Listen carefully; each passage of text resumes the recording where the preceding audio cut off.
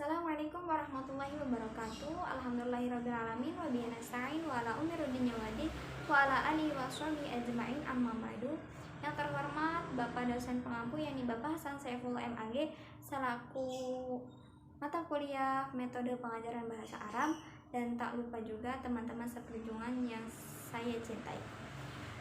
Baik, saya akan mempresentasikan metode langsung atau thoriqah mubasyirah.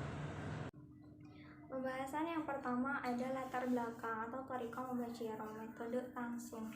Yang pertama, reaksi ketidakpuasan terhadap hasil pengajaran bahasa dari metode sebelumnya, metode gramatika tarjamah yang dipandang memperlakukan bahasa sebagai sesuatu yang mati. Dan yang kedua, bertumbuhnya jumlah masyarakat Eropa dari berbagai negara yang menjalin komunikasi antar mereka sendiri. Dan yang ketiga, adanya gerakan yang mendukung penghapusan pengajaran bahasa dengan tata bahasa penerjemah.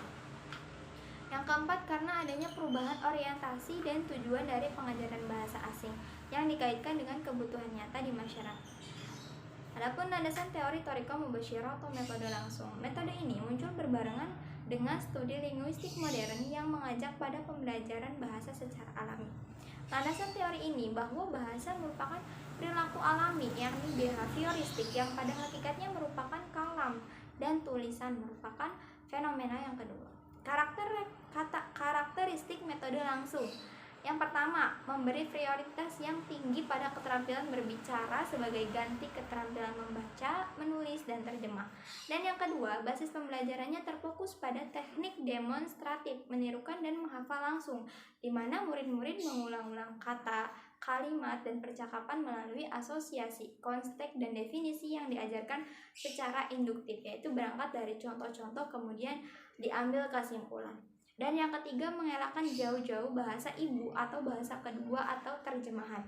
Dan yang keempat, kemampuan komunikasi lisan dilatih secara cepat melalui tanya jawab yang terencana dalam pola interaksi yang bervariasi. Dan yang kelima, interaksi antara guru dan murid terjalin secara aktif, di mana guru berperan memberikan stimulus berupa contoh-contoh, sedangkan siswa hanya merespon dalam bentuk menirukan, menjawab pertanyaan, memperagakan. Dan yang keenam, kelas diucapkan menyerupai kalam bahasa, tempat siswa berlatih bahasa secara langsung.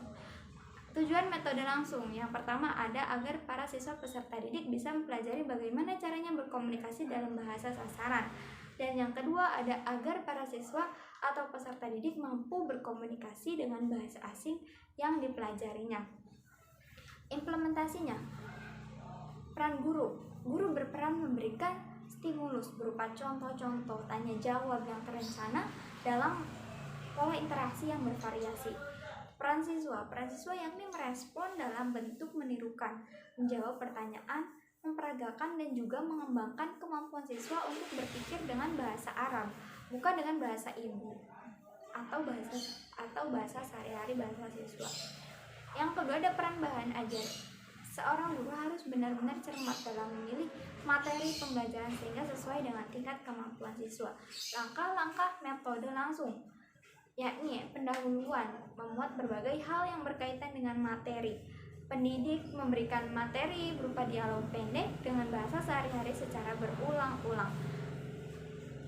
Terus peserta didik diarahkan untuk menyimak lalu menirukan dialog yang disajikan sampai lancar.